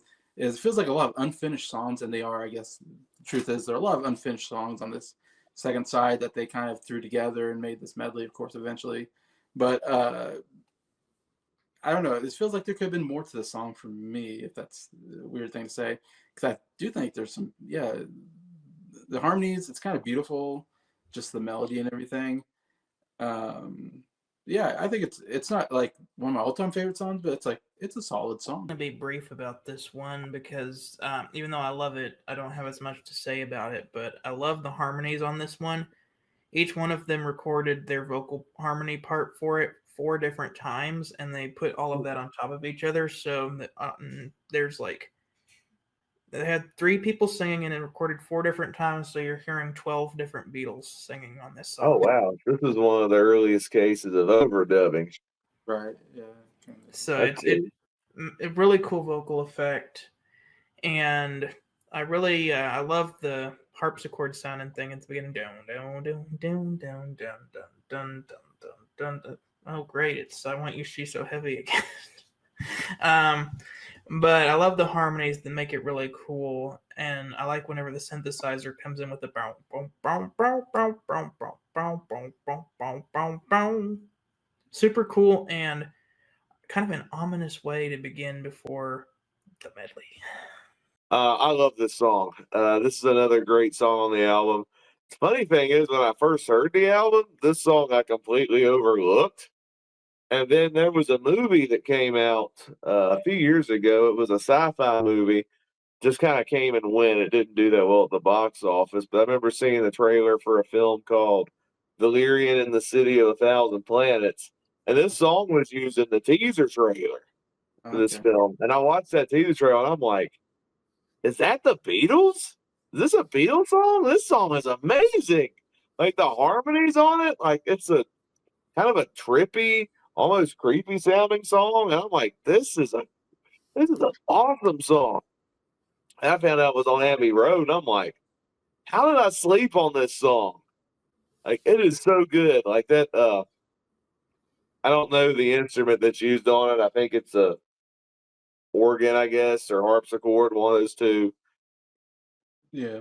Really cool effect there, and the harmonies of this song are amazing. All right. Well, now we begin the medley. We'll start with the first song on the medley first, and that is "You Never Give Me Your Money." Are we talking about Sun King with it, or is that could be part of the Me, Mr. Mister? Sun King is its own thing, and then so the rest of them I've combined. Okay. So the piano on this song is so gorgeous. Like it hit me right here. It didn't make my 5, but if I had to do a best discovery, You Never Give Me Your Money would make my best discovery hands down. Just, it's a beautiful song, and make no mistake.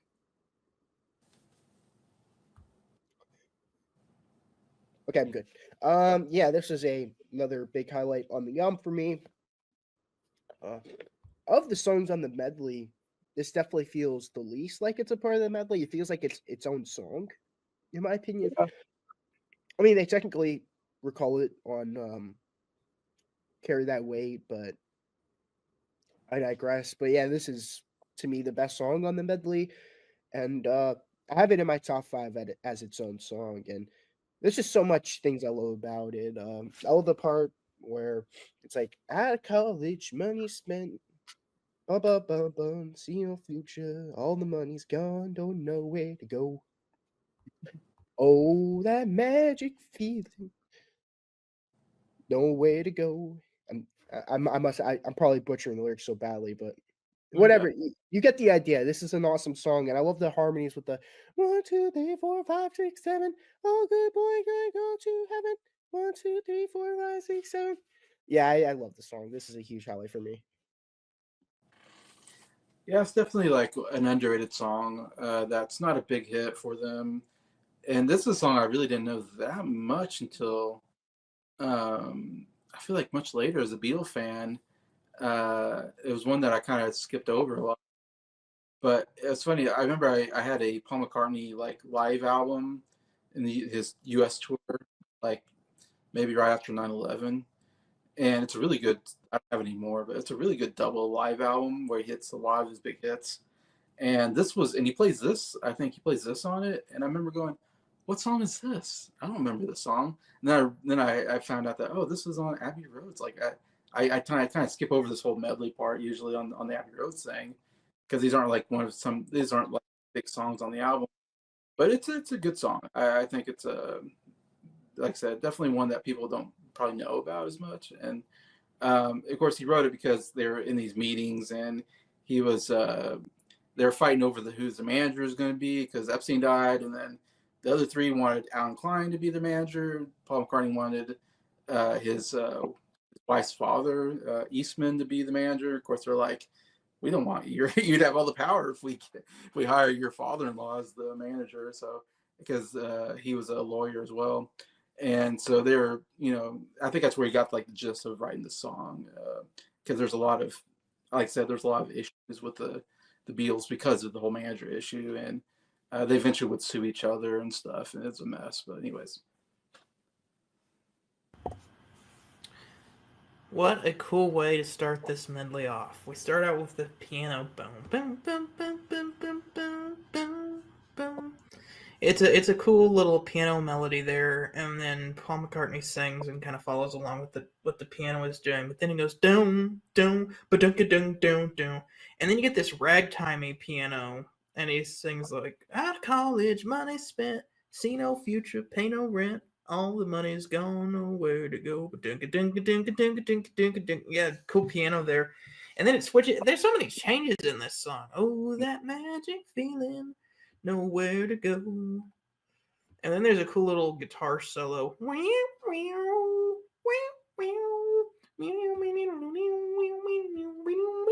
And it kind of keeps going higher. And it switches again. One sweet dream. Pick up the bags and get in the limousine. Soon we'll be away from here. Step on the gas and wipe that tear away. And then it switches again. Down, down, down, down, down, down, down, down, down, down, down. 1, 2, 3, 4, 5, 6, 7. All good children go to. It just switches. It keeps switches. This is kind of like almost like Paul McCartney's Good Vibrations, and the fact that it keeps just switching around. It's a really cool song. I really like it. Yeah, this is one like the medley is an interesting one for me because some of these songs I don't hear that often because I guess the nature of it. There's one we'll get to that's like top tier Beatles in my opinion, but some of these other songs on the medley I've only heard probably about 2 or 3 times. So I will say, of all the songs in the medley I wasn't as familiar with, this one was one I kind of slept on a little bit. I actually do really like this one. I like the melody at the beginning of the song, which funny they carry it over and carry that weight, which we'll get to. The piano part's pretty cool, and I like some of the tempo changes throughout the song. It's very unpredictable. This one just made it onto my top 10 songs on the album, so this is another really good one. All right, our next song on the medley is The Sun King, the second song about the sun, apparently. Sun King. Here comes the sun and the Sun King. Bit of a theme, but I liked this one just fine. I'm not gonna fall over myself in love with it. I thought it was pretty good, but that's all I can say about it. I'm gonna be honest. I really don't like this track. It's so boring. Like so boring. The music, it's okay. Boom, boom, boom, boom. And then the vocals come in. Here comes the Sun King.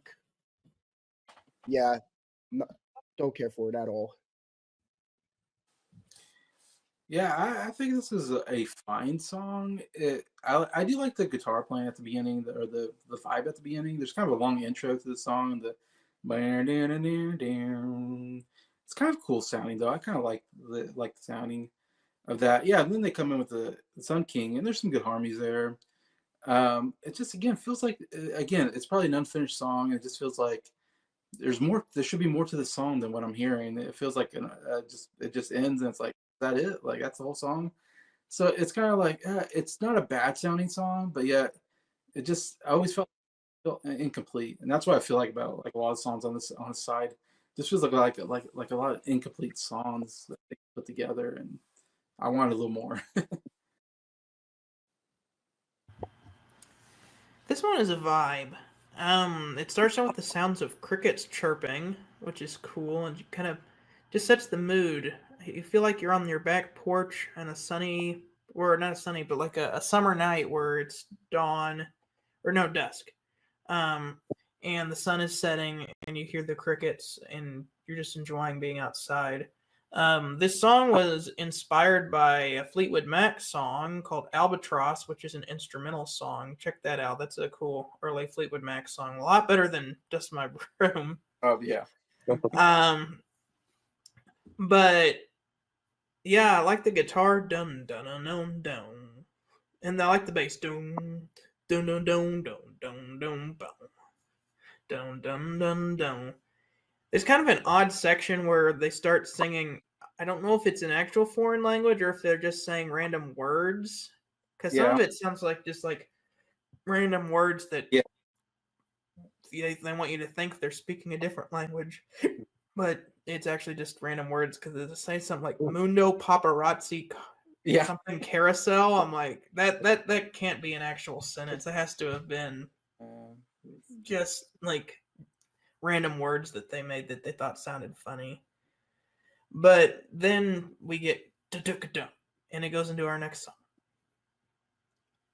song. I'm gonna be honest, this is my least favorite song on the album. I Me don't too. dislike it like Nick does. I do like the production on it. The harmonies on it are pretty good, but it's just one that just happened to be last compared to the other great songs on the album. And that's all I have to say on it. So very brief. The next three songs I combined into one because I think they connect so well together. So we got Mean Mr. Mustard, Polythene Pan, and She Came In Through the Bathroom Window. What did she do when she came in through the window? The world will never know. But I liked Mean Mr. Mustard the most of these three. All combined, I think these were pretty good, but this medley would have way better stuff involved in it at the next couple songs, but we'll get to that. So this was pretty good. Start off with Me, Mr. Mustard. I love Me, Mr. Mustard. Great song. Me, Mr. Mustard sleeps in the bum, bum, bum, in bum, bum, bum, bum. Bum, bum, bum, bum, bum, bum, bum, bum. Such a dirty old man. Dun, dun, dun, dun, dun, dirty old man. And it goes into Polythene Pan. Bam, bam, bam, bam, bam, bam, bam, bam, bam, bam, bam, bam, bam. As you see, Polythene Pan. She's so good. She's so good looking, but she looks like a man. And I'm like, is this dude looks like a lady before dude looks like a lady? Yeah. Or Lola. Pretty Oh yeah, much. Lola. Oh, yeah, this technically was before Lola, but yeah, Well, I like it so around the much. Yeah. But such a fun song. Then you have She Came In Through the Bathroom Window. Oh, I love that song. She came in through the bathroom window.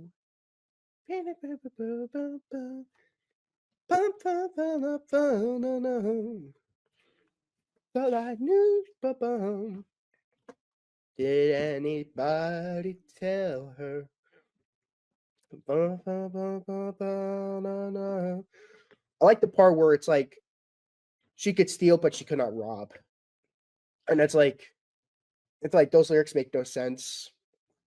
So it's like I quit the police department to get a steady job. It's like, isn't being a police officer a steady job? There's like a lot of like lyrics that like contradict each other, and that's what I love about the song. I didn't notice that. My dad noticed that. He's like, you notice how it's like she could steal, but she cannot rob. And it's like, yeah, it's like, I like it though. I like how like that's what I love about the song, and yeah, I like all three of these medleys. Yeah, so me and Mr. Mustard, Polythene Pam, they're some of my least favorite songs on this album, and probably some of my least favorite Beatles songs of all time. They're nothing songs. It's like John started with a song, he never completed it, and these two songs they threw it in there because they're like, hey, let's just throw it in this medley of these unfinished songs. And yeah, I don't know, there's nothing to them. They're so short. It comes and goes, and it's like whatever. She Came Through the Bathroom Window is definitely the best song out of these three. And to answer Ryan about the kind of what happened here was he left the bathroom window open and somebody climbed through it and stole some of his stuff. And he came home and stuff was stolen, and he found out that they climbed through that bathroom window. He didn't think about, I guess, closing. And but leave it to Paul to write a song about it, and it's a Beatles song now, and it's like I would just that and There's a saying in journalism: write what you know. exactly. He's like, I don't know how he's like, it's like, what? My stuff is gone. What happened? They came through the bathroom window, and it's like, ding, like that's a. I like that wording or something. Same thing with Lovely Rita. He gets a ticket from a meter maid, and then writes a song about Rita the meter maid. I don't know. Paul does that sometimes. He takes a normal thing that we go through, and it's on a Beatle record forever. Anyways, not much more to say except that's a decent song. Again, not one of my favorites, but it's got some good stuff. Mean Mr. Mustard. So we get that on the drums, and then Mean Mr. Mustard sleeps in the shop, and it's got another little like jaunty feel to it, kind of like Maxwell Silverhammer with the boom, boom, boom, boom, boom, boom, boom, boom. And Mean Mr. Mustard is just like this cranky old homeless man who all he does is he just like he never really goes anywhere, but when he does, he goes and he ridicules the Queen. That's like all he does. But he apparently is like Ebenezer Scrooge, that he still likes to save up all his money and never spends it on anything. But he says he's saving to buy him some clothes. So does that insinuate that he doesn't have any clothes? They're not good ones. Weird story, but did anybody else notice that Polythene Pam is his sister? They're connected. They said that his sister Pam works in a shop. She never stops. She's a go-getter. And then now we're going to talk about Pam. But the funny thing is, she looks like a man. So to answer Nick's question, Aerosmith, this dude looks like a lady. This is lady looks like a dude. But I like the guitar on Polythene Pam. This boom, boom, boom, boom, down, down, down, down, down. And I like the backing vocals. The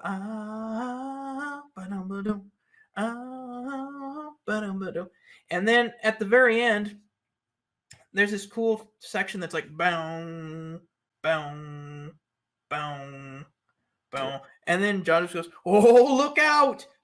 Yeah. Funny thing, because that's the last thing he says on this album, and since this is the chronologically recorded or last Beatles album, the last thing that John Lennon ever said on a Beatles album was, "Oh, look out!" Which is interesting. That's right. Yeah. I mean, I hope We Pass the Audition is a much better way for him to end his time with the Beatles, but Yeah. going by the last thing recorded on the Beatles album was, "Oh, look out!" Came in through. Yeah. And then we get, "She came in through the bathroom." That's probably the best transition on the album, is between Polythene Pam and "She Came In Through the Bathroom Window."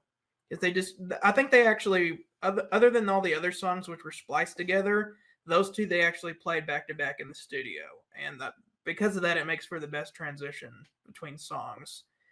But I love when Paul comes in with "She came in through the bathroom window," and we get some more backing vocals, and the guitar goes do do do do do do do do boom. And I like what Nick was saying. She could steal, but she could not rob. That's a good line that he pointed out. I love the little chorus thing. The "Didn't anybody tell her? Didn't anybody see?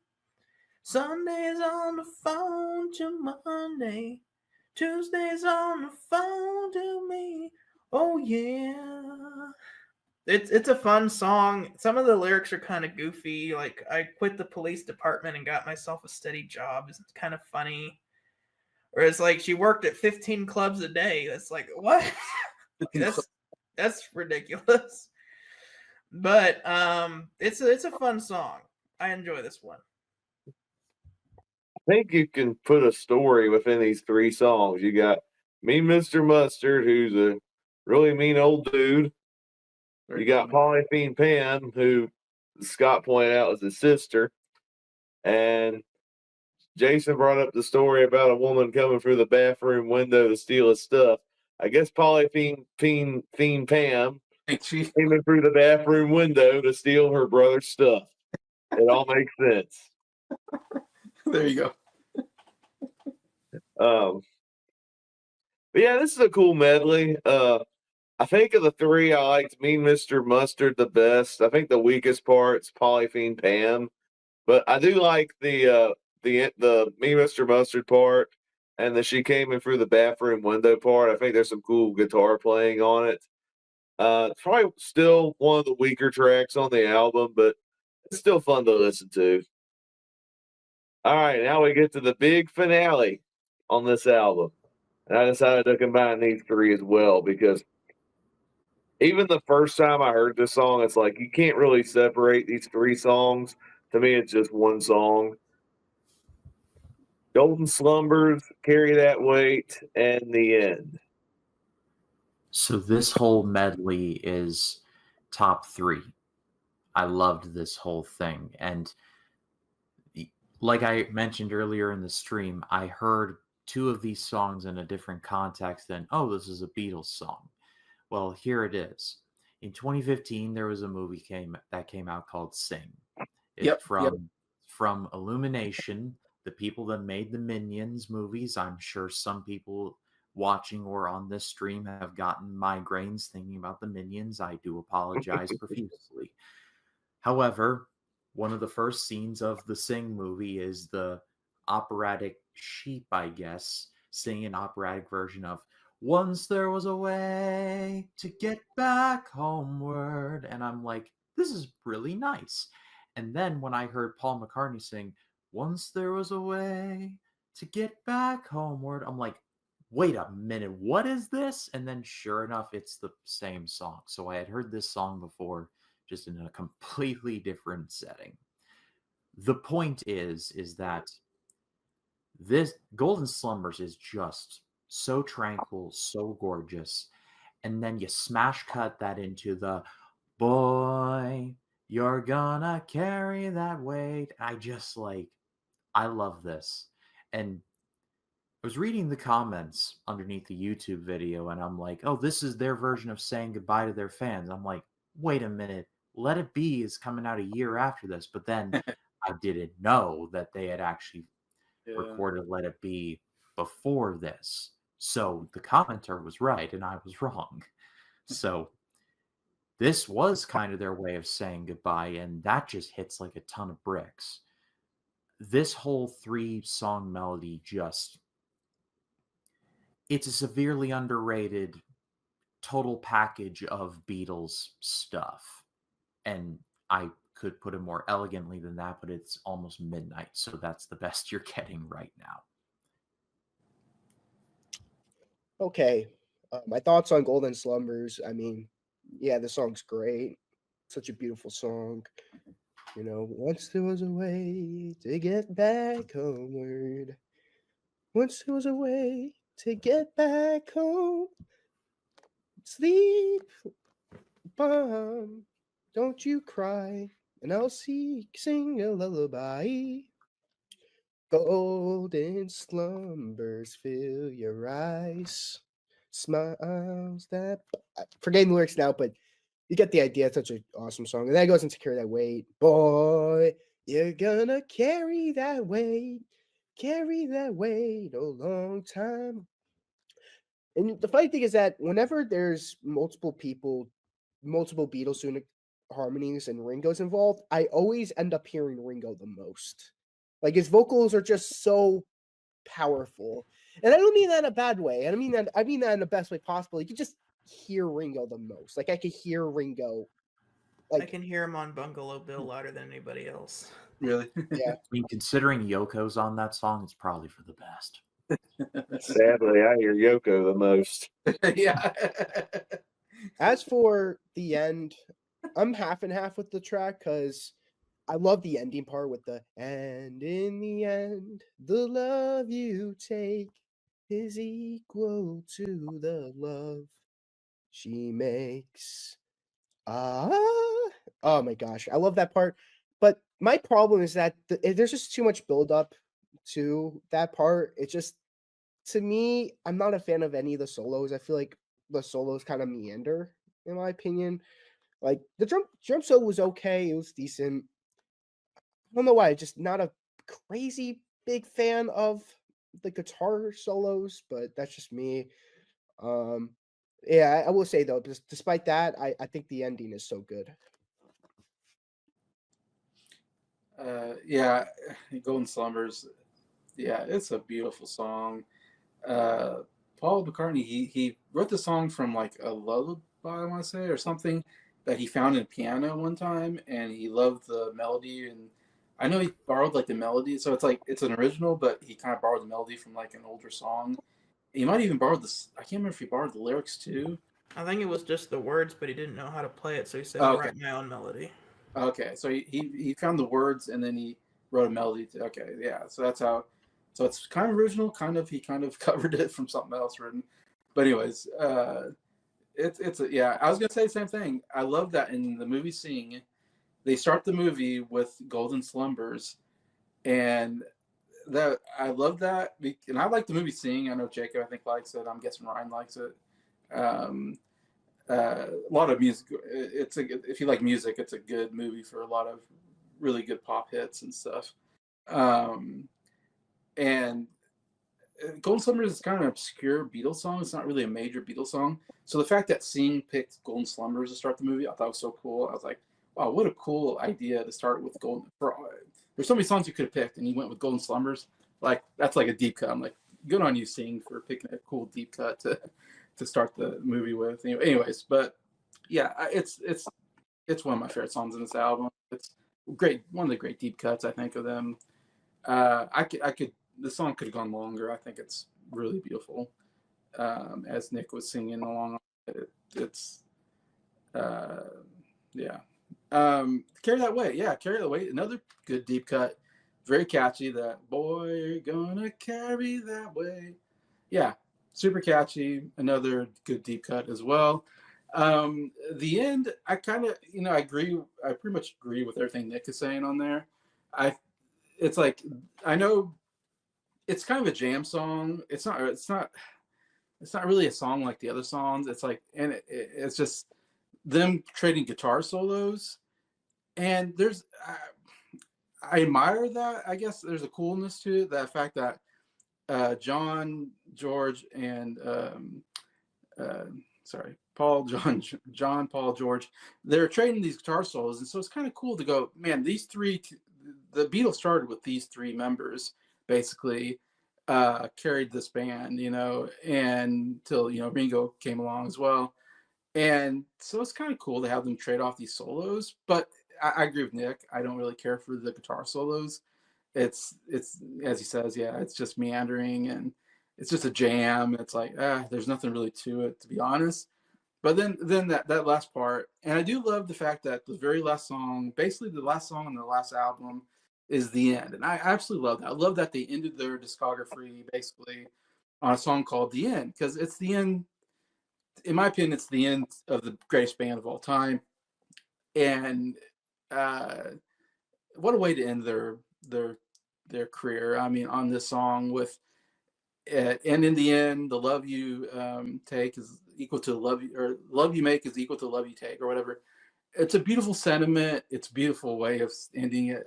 It's just beautiful. Like it's nothing like the first part of the song. It's just a jam song, and all of a sudden you get that really beautiful part, and you're like, well, why can't this be the whole song? Like I'm like, write a song with this melody and make a whole song out of this. That's what I always thought.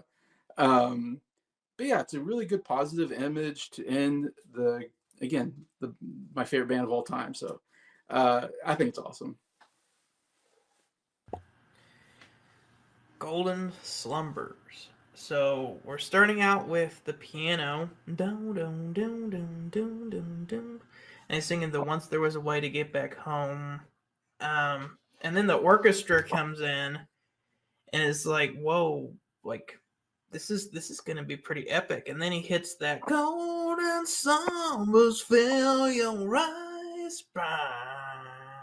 Smiles awake you when you rise," kind of like that. He's getting some behind it, really killing it on the vocals. And then it's like, "I will sing a lullaby, pow, pow, pow, boy, you're gonna carry that weight a long time." And it's cool because all of them are singing. It's one of the only songs where all four of them sing at the same time. Yeah. And then the orchestra starts playing. Ba, ba, ba, ba, ba, ba, ba, ba. Da, da, da, da, da, da, da, da. That's taken from "You Never Give Me Your Money," and then George gets a little mini guitar solo.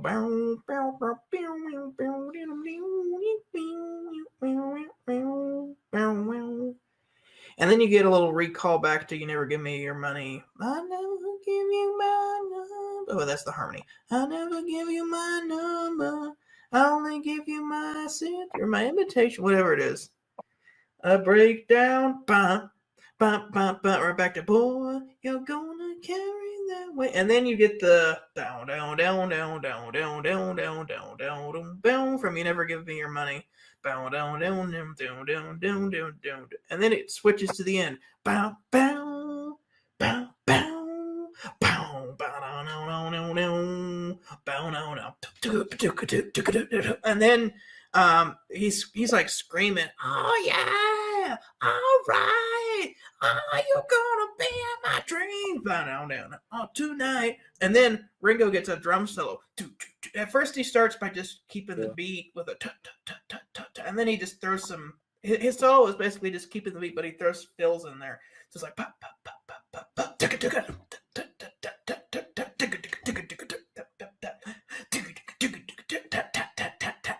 and then the guitars come in. Bow, bow, bow, bow, bow, bow, bow. And then all three of them that play guitar anyway, George, Paul, and John, switch off. They're doing a three-way guitar duel. I think that's so cool. Yeah. You start out with Paul doing his and then George comes in. I mean, obviously, like, George is the best guitar player, so I like his parts the best. But I like Paul's too. But George's guitar solos all kind of sound kind of like Eric Clapton on here. But then we get John, and John goes all Revolution, and they're just like like stuff like that. And then Paul McCartney comes back in with the like, what is it? It's like bam, bam, bam, bam, bam, bam, bam, bam, bam, bam, bam, bam, bam, bam, and then George has kind of like a and then John, he has like a bow, bow, bow, bow, bow, and then Paul's is and then my favorite lick is, this is the really Eric Clapton sounding one, is the one after that George does, that goes bow, bow, bow, bow, bow, and then John is just like bow, bow, bow, bow, bow, bow, bow, and the piano bow, bow, bow, bow, bow, bow, bow, bow, bow, bow, bow, bow, bow, bow, bow, bow, and in the end, the love you take is equal to the love you make, and then Ringo, and the guitar chords, bow, down, bow, down, bow, bow, bow, now, bow. That, like, for me, it's just the sound of the Beatles ending right there. It's like, man, and like, I can't even describe what I feel when I hear the end of this song. It's just like, you just feel something. It's like, man, I'm sad because it's the end of the Beatles, but at the same time, like, wow, like, all the music we've been through to get to this point. It's amazing. Great end.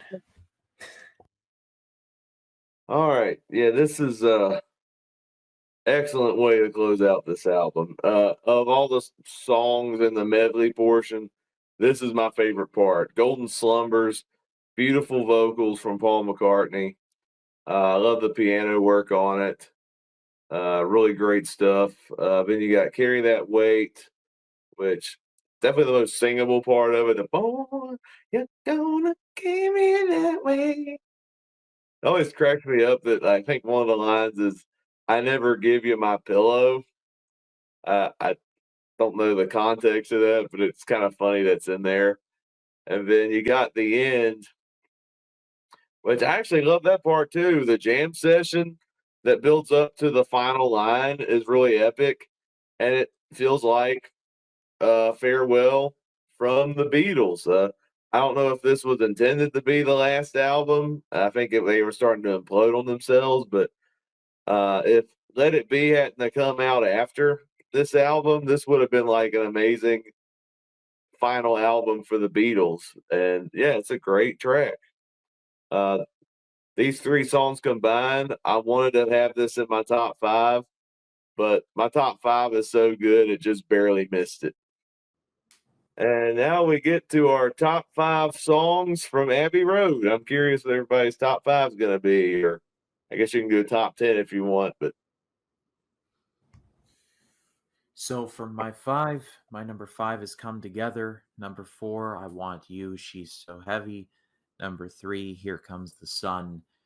Number 2, the 3-song medley, of Golden Slumbers, Carry That Weight, and The End. And number 1, Octopus Garden. I had a feeling. Okay. Jason, is my cred still good? Do you Yeah, do you agree? Just checking. Number 5, because. Number 4, you never give me your money. Number 3, Here Comes the Sun. Number 2, Something. And number 1, Octopus's Garden. Wow, 2 for Octopus's Garden. Interesting, because I think we're gonna get. Well, we'll see with me and Scott. I think we agree on the number 1 song. I have a feeling. Number 5, I put Golden Slumbers, and I guess if you want to throw the other 2 songs in there, that's fine. But for me, I just put Golden Slumbers down. But number 4, Octopus's Garden. Number 3, Come Together. Number 2, Here Comes the Sun. And number 1 is Something. Number 5, we're gonna go with Oh Darling. Number 4, Come Together. Number 3, Here Comes the Sun. Number 2, Golden Slumbers / Carry That Weight / The End. And if I could, I'd say the whole medley, but I know that would probably be cheating. And number 1 is Something, the song that I broke down for you guys and probably spent a good 30 minutes of this 2.5-hour video talking about. The biggest breakdown I think we've ever had on the channel. yeah. That and probably when you did Ripples, I think, are the 2 biggies. Number 5, Octopus's Garden. Number 4, Old Darling. Number 3, Something. Okay. Number 2, Come Together. Number 1 for me is Here Comes the Sun. Great song. So 2 Octopus's Garden, 2 Somethings, and Here Comes the Sun. I'm the odd man out. It's all Ringo and George? Are you telling me it's all Ringo and George in the number 1 spot? Yeah, that's weird. No Lennon or McCartney. Wow. I don't think Crazy. I mean, even John Lennon said that George had the best song on the album. I think Lennon said that Something was his favorite song on this album. So that is so funny. I realized that. I was like, John Paul, nowhere to be found. it's all George and Ringo on this one. Ringo, that's so cool. Yeah, very cool. All right. Well, what are we going to rate this album? Full on 10. I love this. Well, despite my problems, I have to give it a 10 out of 10. I'm giving it a 9.5, and now I feel everybody's giving it a 10. Do it. You want me to give it a 10? Should I give it a 10? Do it, Jason. Do it. Up to you, Jason. Be honest about it. We don't have to pressure you. I Search feel your bad. feelings. You know it to be Oh, true. darn. All right, You don't Darth make it- Vader. Maxwell Silverhammer, it just can't get it. I just can't give it a 10. All right. I ain't forcing you. All right. In my book, this is the GOAT. This is my favorite album. Mhm. Can we make an exception? Can I give this an 11? And maybe that we'll average a 10 if we do that? No, we're not doing Just that. one, just once. Just once. It's Jacob's. Well, I would give this an 11 if I could. Them's the rules. Got 10's the highest we can go. Wait, we do 9.5, so can I do 10.5? No, We allow 9.5s and we allow 8.5s. Can I do 10.5? nothing higher than a 10, Scott. You know the rules. all right. Well, it's a 10 for me as well. One of the best Beatles albums.